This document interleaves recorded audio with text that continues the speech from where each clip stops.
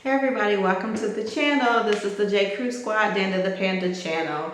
And today I wanted to do a mom moment video to talk about April being Financial Literacy Month.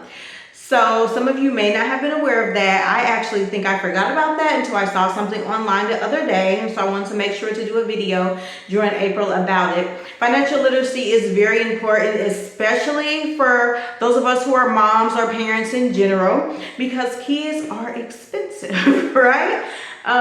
So just wanted to hop on here to let you know about that month. There's a lot of great resources out there. There's a lot of things to help you get out of debt. There's a lot of things to help you budget and things of that nature. One piece of advice I would give is that you really don't have to pay for those things. A lot of people sell different budgeting strategies and things like that, but if you watch some of the YouTube influencers, some people who are certified like a Dave Ramsey or Jay Warshaw or anybody like that, there's several other people who have different types of philosophies from like the Dave Ramsey philosophy, but they're all good. And I think the best thing to do is to kind of pick and choose the things that will work best for you and your family. But the number one thing is that you have to commit to do it. You know, one thing that is a pet peeve of mine is that when people complain about things but don't do anything about it, right? So I always tell people, you help to control your own destiny. What are you doing about it, right? So if you're complaining about finances this April in 2025 and you were complaining about finances last April in 2024 and in 2023 and all those things, what are you doing about it? And if you're not going to do anything about it, then stop complaining about it, because honestly people are tired of hearing it, right? We all have our sad stories, we all have our circumstances, but we have to remember we have to be responsible for the choices that we make. For example, I chose to adopt 3 kids. Kids are expensive. I did not have to make that choice. I decided to make that choice. So yes, I can say kids are expensive, but what am I doing to be able to afford to give my 3 children the best life that they can give, that they can have, right? What can I do to ensure that if something happened to me, that they will still be okay? What can I do to ensure if something happened to their father, that they would still be okay, right? Because I should still be able to take care of them whether their father is there or not. And vice versa. So that includes life insurance policies, that includes getting up your savings account, having emergency funds, all things of that nature. I think that it's important to know that we also teach our kids about financial literacy. They watch how we spend. One reason that I'm very responsible with money is because I grew up really poor, and I always said to myself, I never want to have to make a payment arrangement with anybody. I just did not want to have to do that. I did not want to have to put things on credit. I did not want to have to do that. And so because my parents did the best that they could do, and we never went without the basics, but it was a struggle many times, and I just did not want that for myself and for my kids once I decided to adopt and to raise kids. So those are just some things to think about. Think about the little things. I have a friend of mine, he used to always joke that he didn't have any money, but he was always going out to eat. And hey, I went with him sometime, right? But I wasn't in the same financial position, right? And I'm like, dude, your Wendy's order was just like $17.50. And this was a few years ago, right? When it wasn't quite as expensive to eat out. And so those are choices that we make, right? And I'm not saying to deprive yourself or deprive your children, but what are you doing? I was telling a friend of mine a few weeks ago, maybe last month or so, we have kids that are 9 years old, and I said, you know, we only have 9 years, right?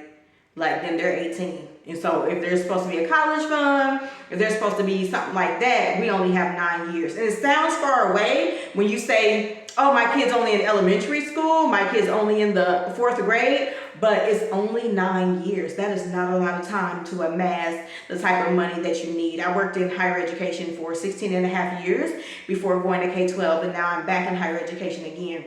And it just keeps getting expensive, right? So do you have a 529 account? All 3 of my children have a 529 account. We just started that last year. Our tax advisor told us to do that for several years. You actually get a really good tax benefit on the state level in our state for having a 529 account, and we just did it like halfway through last year because I said we've been talking about it, we got to do it right. My kids, we have an account that's separate. They each have a 529, but then we have a regular money market account for them that we deposit money into monthly, and so hopefully the market will go back up so that the interest will go back to a decent amount, but still it's better than a regular savings account that you're getting like 10 cents, right? So just thinking of small changes like that you can do with what you have. Something else that I do is I do a savings challenge, and every year is something different. And sometimes I have like friends that I do it with, sometimes not. Sometimes I do something with a friend, do something separate. I've done things like a change challenge where every time I get change is put into a thing. I've done, last year I did a $20 a week challenge. So that equals up to $80 a month. And I made sure to put $80 a month aside. And what I did with that was that then I used it for, started in January, then used it when we went to Disney World in the summer. And then started again and then used it towards Christmas. So it just takes the edge off, you know what I mean? Of that shopping, of that trip, of the extra things that you have to buy. So things like that help you along the way, and then that money that you don't touch. So those 529 accounts, those money market accounts, or those savings accounts, and things of that nature. I switched jobs, and my income changed with that switch. So I had to look at my budget and see where was I going to, you know, make up the difference, because I took a bit of a pay cut for a better environment, better hours, some remote work.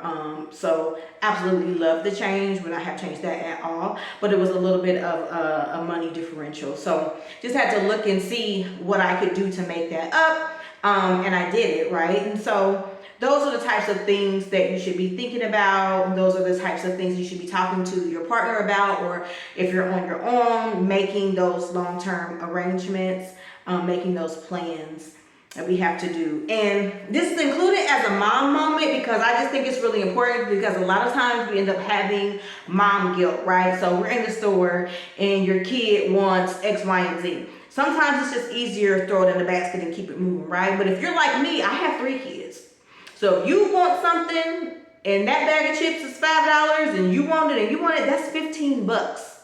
Right? That is a lot of money for some chips, right? On top of the grocery bill, which we all know is already high, right? And so you just have to think of those things when you're going out to eat. Where are you going out? Do you have a coupon? Is there a special? Is there a kids eats free thing?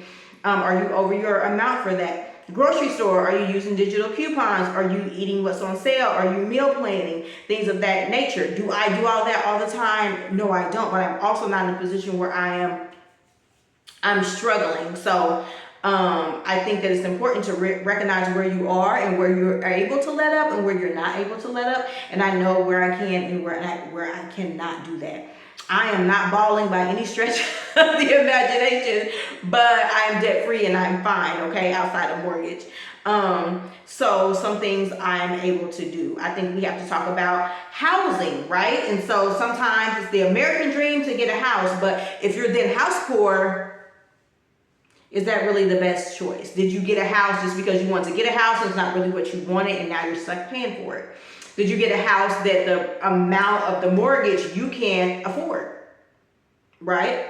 So you might have been able to afford it on paper, but are you able to really afford it and still put a savings account away?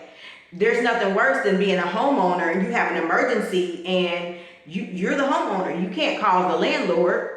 You're the landlord, right? So if your water heater, your dishwasher, your garage door, your air conditioner, your central air, your heating, whatever goes out, that is on you. So you're in this house, but you're stressed out because you can't pay for it, and you know if anything happens, you can't pay for that either. So we have to think about the choices that we make and how we are responsible for those choices, and that's all part of financial literacy.